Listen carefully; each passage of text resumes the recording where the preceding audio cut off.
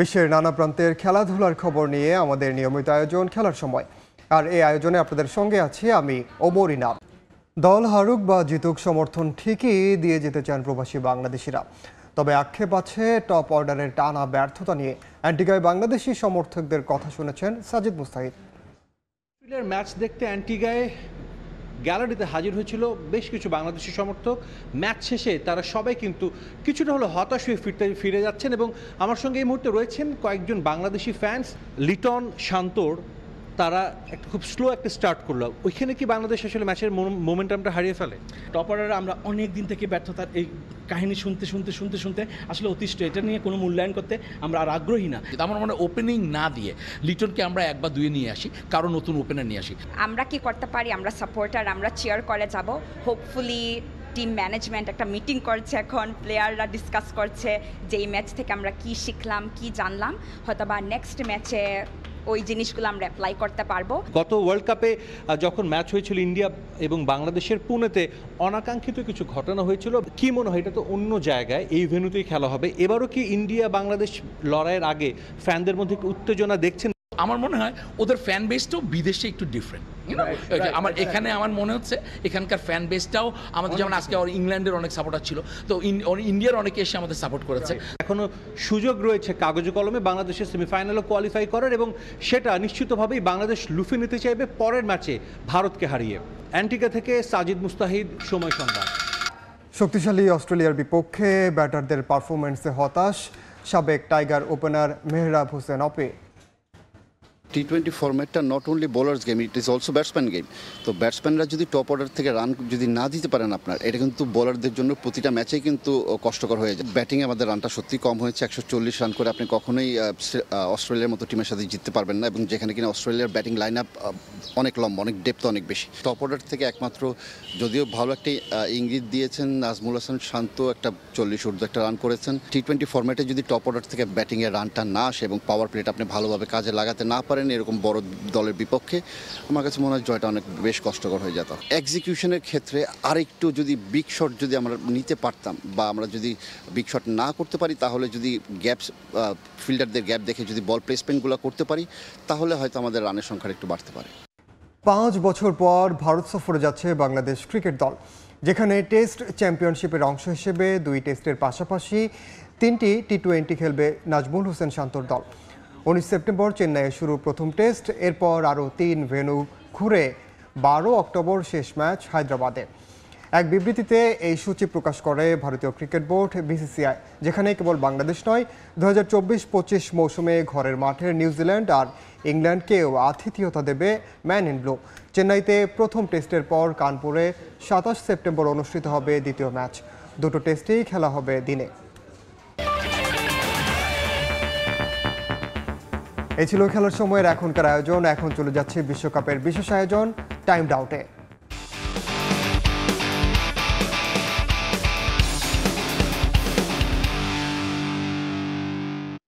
দর্শক, স্বাগত জানাচ্ছি টি-20 বিশ্বকাপ নিয়ে সময় টেলিভিশনের বিশেষ আয়োজন টাইমড আউটে। সঙ্গে আছি আমি নিয়ন মুহাইমিন। আমার সঙ্গে বাংলাদেশ অস্ট্রেলিয়া ম্যাচ নিয়ে কথা বলবার জন্য স্টুডিওতে আছেন সাবেক ক্রিকেটার ইশতিয়াক আহমেদ। ইশতিয়াক ভাই, ভোরবেলা উঠে খুব কষ্ট করে মানুষ খেলা দেখলো, ফলাফলটা কি অনুমিত ছিল? ধন্যবাদ। ওয়েল, ফলাফলটা ভেবেছিলাম যে একটু ফাইটিং হবে, অনুমিত ছিল। ইয়েস, এই জন্য যে বাংলাদেশ অথবা অস্ট্রেলিয়াকে পরাজিত করতে গেলে একটু এক্সট্রাঅর্ডিনারি কিছু খেলতে হবে, যেটা এই মুহূর্তে বাংলাদেশের পক্ষে সম্ভব না, খেলা যে ধরনের খেলা খেলছে। But I thought that they would put up a better show. Australia batting টসে জিতে তাদেরকে ব্যাটিং দিল, মোটামুটি বেটার উইকেটস, যে উইকেটসগুলো দেখে আমরা এসেছি তার থেকে অনেক বেটার উইকেটস। আমি এটা ধরে নিয়েছিলাম যে বাংলাদেশ এই উইকেটে বেটার ব্যাটিং করবে। এক সময় মনে হচ্ছিল যে they are coming to terms with the wicket, coming to terms with the opposition, এবং একটা হয়তো আবার সম্মানজনক স্কোর করার মতো অবস্থায় তারা যেতে পারে। বাট যা হয় আর কি, আমার মনে হয় Tanzid Tamim was out to a very good ball, এবং স্বভাবচরিত আমাদের ফ্রন্টলাইন ব্যাটসম্যান তাদের ফেভারিট স্কোর 0, তো সেই 0টাই করলো। Tamim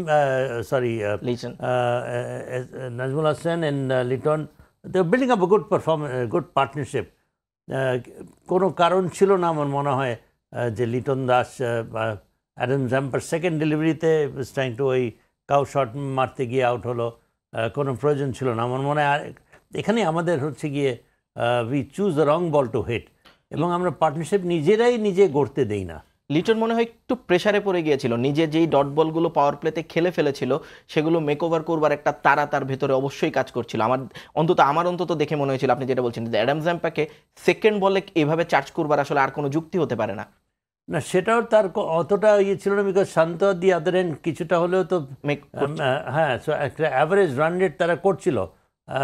strike rate is not that important at certain time, যেখানে ইউ আর বোথ পার্টনারশিপটা ভালো হচ্ছে, একটা অ্যাভারেজ ভালো হচ্ছে, কোনো না কোনো সময় you can up your ante, you can up your scoring shorts.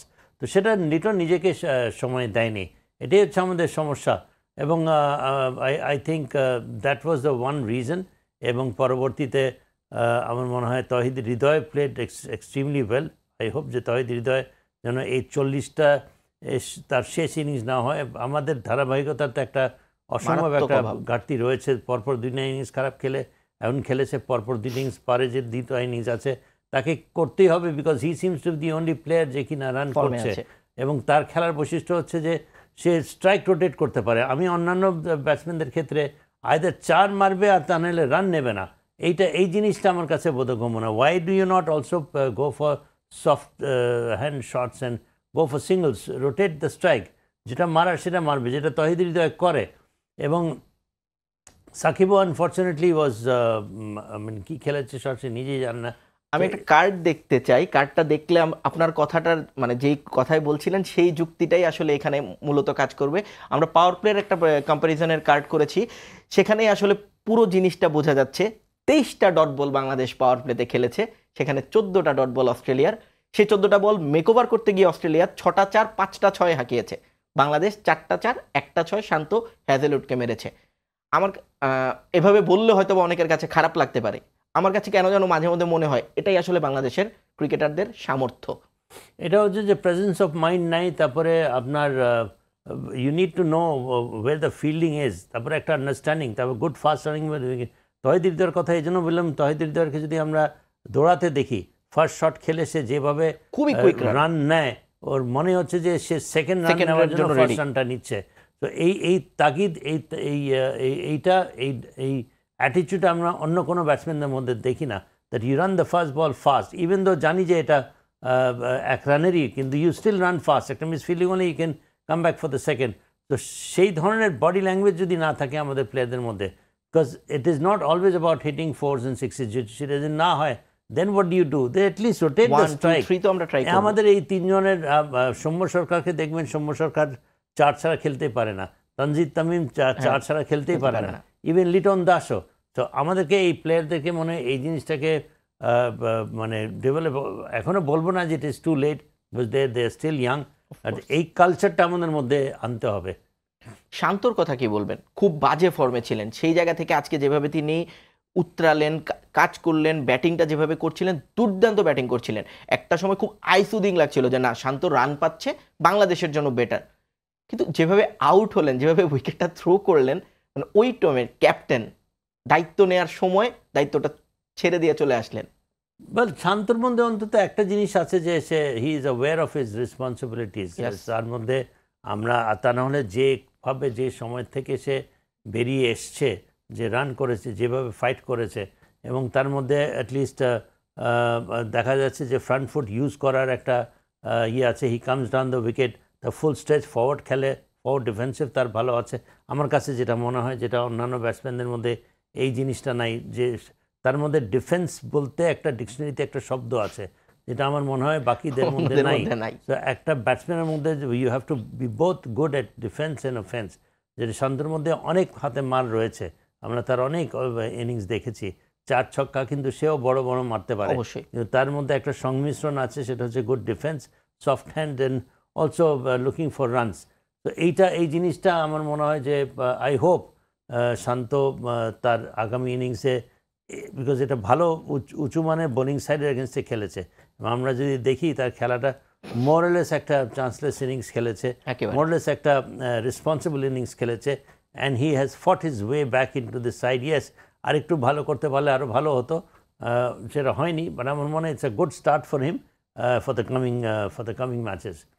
Shakib Al Hasan একটা ম্যাচে, নেদারল্যান্ডস ম্যাচে অন অ্যান্ড অফ ভালো করলেন, ম্যান অফ দ্য ম্যাচ হলেন, তারপরে নেপাল ম্যাচেও ব্যাটিংটা যে আহামরি কিছু হয়েছে, আসলে সে ওই ম্যাচে কারোই ব্যাটিং ভালো হয়নি দেখে বলে মনে হয় সাকিবের ওই 17টাই আসলে অনেক বেশি হাইলাইটেড হয়েছে। আজকের ম্যাচে তিনি যেভাবে ব্যাটিং করছিলেন বোঝা যাচ্ছিল তার আইসাইটের সমস্যা হচ্ছে। তিনি হয়তো বা স্বীকার করেন না বা মানেন না, এটা এখন পুরনো কথা হয়ে গেছে।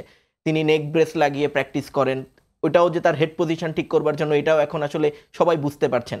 আজকে তাকে নিয়ে অনেকটা খেলেছে অস্ট্রেলিয়ান পেসাররা, তাকে বাউন্সগুলো অফ স্ট্যাম্পের বাইরে তাকে যখন বাউন্স দেওয়া হয়েছে একটার পর একটা, তিনি তার কোনো জবাব দিতে পারেননি।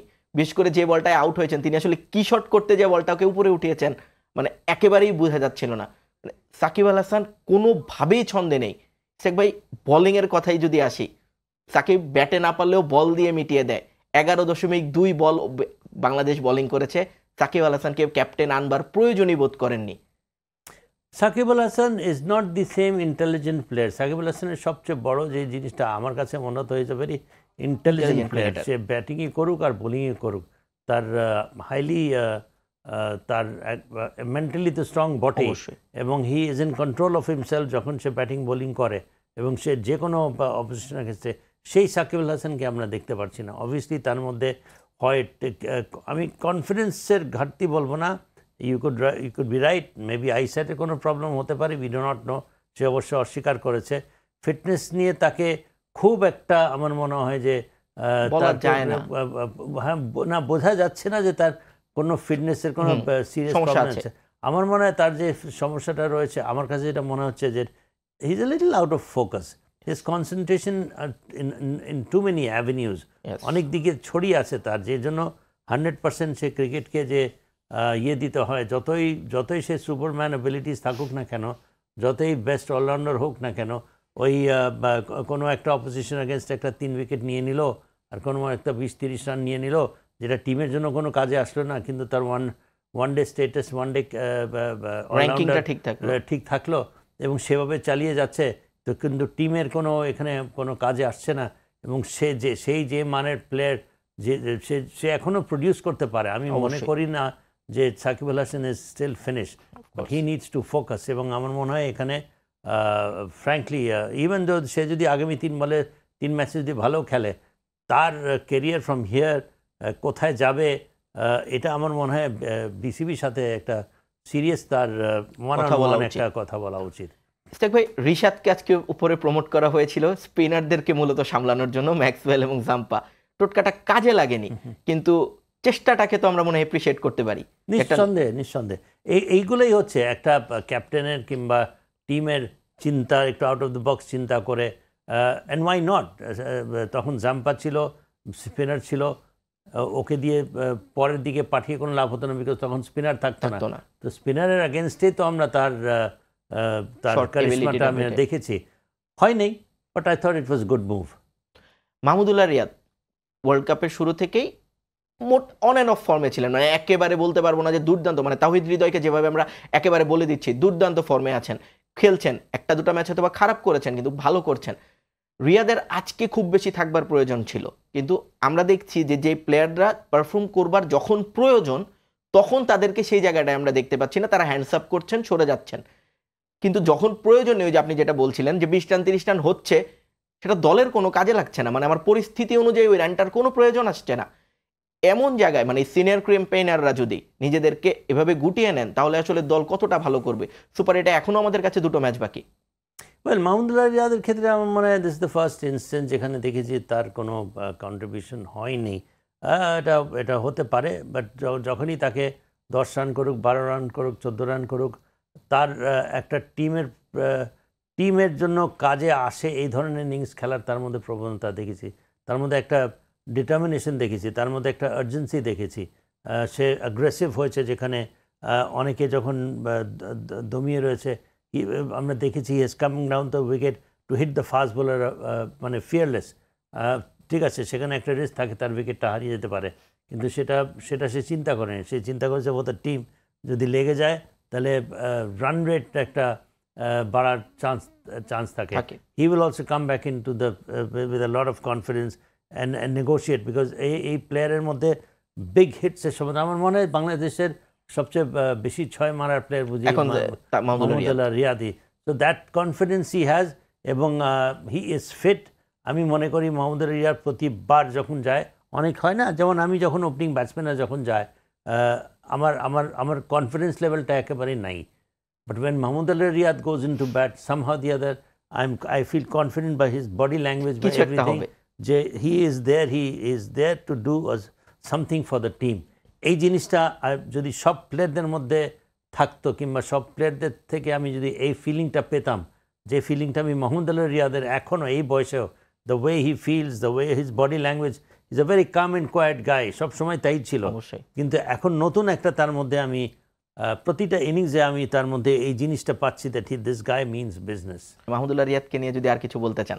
না, মাহমুদুল্লাহ রিয়াদের ব্যাপারটা কি, যখনই ব্যাটিং করতে আসে ও প্রথম বল থেকে he is always looking for singles, এবং সিঙ্গলসটাকে সে ম্যানুফ্যাকচার করে এবং তার দৌড়াবার ইয়ে দেখে বোঝা যাচ্ছে যে he is not willing to মানে রোটেট দ্য স্ট্রাইক বলতে যে জিনিসটা যে কত প্রয়োজন। You will never see him যে সে কেবল 4-এর জন্য খেলছে কিংবা আস্তে ধীরে সেকেন্ড রান নিচ্ছে। Even at this age, if there's one guy who's Tawhid Rida who's running for his life in his taking run, Mahamudullah Riyad is another thing. যেটাই আমি তখন বলতে চাচ্ছিলাম যে we should notice when Mahamudullah Riyad runs, he runs for his life, এবং সে প্রতিটা রানকে মূল্য দেয়। এটাই হলো তার বৈশিষ্ট্য। এবং আমার মনে হয় যে rest of the young player যারা আছে, they should learn from his attitude, সোজা কথা। ইসেক ভাই, আমাদের বোলিংটা মোটা দাগে বেশ ভালো ছিল এই বিশ্বকাপে, অনেকেই বলছিলেন, বিশেষ করে এক্স ক্রিকেটার যারা আছেন পৃথিবীর বিভিন্ন দেশ থেকে কমেন্ট্রির জন্য সেখানে আছেন, সবাই বলছেন যে এই বিশ্বকাপে এখন পর্যন্ত অন অ্যান্ড অফে বাংলাদেশের বোলিংটাই সবচেয়ে ভালো ছিল। পিচ নিয়ে অনেক প্রশ্ন আছে হয়তো, বা যে উইকেটগুলো বোলিং সহায়ক ছিল। ট্রু উইকেটে পড়বার পর এই প্রথম বাংলাদেশের বোলারদেরকে টেস্ট দিতে হলো, এবং ব্যাটিং লাইন আপটাও অপোনেন্ট দুর্দান্ত ছিল। সেই জায়গায় বাংলাদেশের বোলিংকে আজকে কিভাবে মার্কিং করবেন? না, আমার মনে হয় যে যেসব উইকেটে খেলা হচ্ছে may not have been true wickets, ওখানে তো অনেক বোলারই বোলিং করেছে, বাট আমার মনে হয় যে ডিসিপ্লিনড বোলিং করেছে বাংলাদেশ। কারণ সব বোলারই উইকেট পেয়েছে, সব বোলারই সময় মতো উইকেট পেয়েছে। ক্যাপ্টেনের এখানে অবদান ছিল, সময় মতো চেঞ্জ করেছে।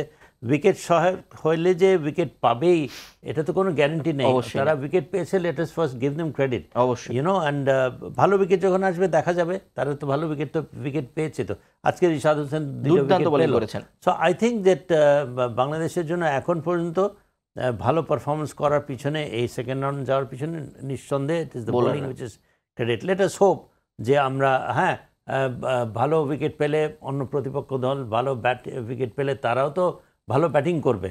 যেরকম ভালো উইকেট পায়নি বলে আমরা ওরকম বড় বড় স্কোর দেখিনি, ব্যাটসম্যানরাও রান করতে পারেনি, এখন তারা রান করবে। সো এখনকার ব্যাটিং উইকেটগুলো হবে for batsman, not so much for bowler, because we all know that T20 cricket, one day cricket is meant for batsman. এর মধ্যে আমার বিশ্বাস যে বাংলাদেশ যেহেতু একটা ডিসিপ্লিনড অ্যাপ্রোচ তাদের রয়েছে, I think we can expect some good bowling. তাদের ফাস্ট বোলার্স, তাদের স্পিনার্স সব মিলিয়ে আমার মনে হয় যে পিচ এবং কন্ডিশন যখন পক্ষে থাকে না, অর্থাৎ ব্যাটসম্যানদের মতো করে হয় না, তখন স্বাভাবিকভাবেই বলা হয় যে টিম দুটোর মধ্যে আসলে যতই পার্থক্য থাকুক, ম্যাচের রেজাল্ট অনেকটা কাছাকাছি চলে আসে, কারণ দুটো টিমের মধ্যে পার্থক্যগুলো আসলে কমে আসে। কিন্তু ট্রু উইকেটে স্বাভাবিকভাবেই যে টিমটা কাগজে কলমে বেশি শক্তিশালী, যাদের স্কিল বেশি ভালো, তারাই এগিয়ে যায়। সুপার এইটে কি বাংলাদেশের চান্স অনেকটাই কমে গেল কিনা? আমি তা মনে করি না। আমি মনে করি বাংলাদেশে যে ইয়েটা হচ্ছে, অন্তত I am hoping that Bangladesh will be able to beat আফগানিস্তানকে যেহেতু আমরা হারিয়েছি, ইভেন ইন্ডিয়াকে দেখেন, ইন্ডিয়াওকে কিন্তু আমরা বাইল্যাটারাল সিরিজে আমরা হারিয়েছি, ওয়ার্ল্ড কাপেও আমরা হারিয়েছি 2007-এ, এবং we have given them hard fights. 15-এ তো প্রায় হারিয়ে দিচ্ছে। রিসেন্ট সময়ে আমরা তাদেরকে, প্রথমত হচ্ছে যে বোথ সাইডস বাংলাদেশ দলকে একটা খুব শক্ত প্রতিপক্ষ দল হিসাবে মানবে। That is advantage one for Bangladesh. Advantage এটাকে আরও ইয়ে করতে গেলে Bangladesh will have to be confident যে ভাই আমরা তো we have Vuitton, the players has to দিল হ্যাভ টু টেল দেমসেলভস, ভাই আমরা তো we have Vuitton this sides quite a few times. Why can we not beat them? What's the big deal? এই প্লেয়ারদের মধ্যে এই ফিলিংটা যদি আছে, come on, let's get them. আমরা তো এদেরকে হারিয়েছি, এটা নতুন কোনো কিছু না। ওকে, টিম কার কী করা উচিত, আমাদের first and foremost obviously will have to be very lively, চাঙ্গা থাকতে হবে, বডি ল্যাঙ্গুয়েজ আমাদের ইয়ে থাকতে হবে, ভাই নো মিসফিল্ডিং, ভাই don't give any, don't leave any chances. এটা প্লেয়াররাই তো মাঠে জিতাবে, আমাদেরকে চেয়ারম্যান, সিলেক্টর, কোচ এবং বিসিবি প্রেসিডেন্ট তো জেতাবে না। সো এই ছেলেগুলোর মধ্যে যদি এই জোশটা যদি থাকে, this is the time actually, যে 1 or 2 matches and then we go up. তো এটা কি মনে করেন এই প্লেয়ারদের মধ্যে কি এই জিনিসগুলা খেলবে না? অ্যান্ড ম্যান টু ম্যানও যদি আমরা তারা যদি ইয়ে করে, এমন কোনো ইয়ে নাই যে মানে রোহিত শর্মাকে আউট করেছে, বিরাট কোহলিকে আউট করেছে, অসম্ভব তো কিছু না, একাধিকবার এরা ইয়ে করেছে। They play as a team, we have not played as a team. Now it is time is come that we should play as a team. And last but not the least, আমাদের Shakib Al Hasan is one player so experienced. Sakib Al Hasan has to give his best. And আমার মনে হয় যে he will be a real motivator এবং Mustafiz will be the main man. Thank you Istek ভাই, আমাদের সময় শেষ হয়ে গেছে। আমরাও আশা করব আজকের ম্যাচের দুঃখটা ভুলে বাংলাদেশ ইন্ডিয়ার সঙ্গে ফাইট ব্যাক করবে। দর্শক, এই ছিল আমাদের আজকের টাইম আউটে। দেখা হবে আগামীকাল আবারও একই সময়ে, সে পর্যন্ত সঙ্গে থাকুন সময়ের।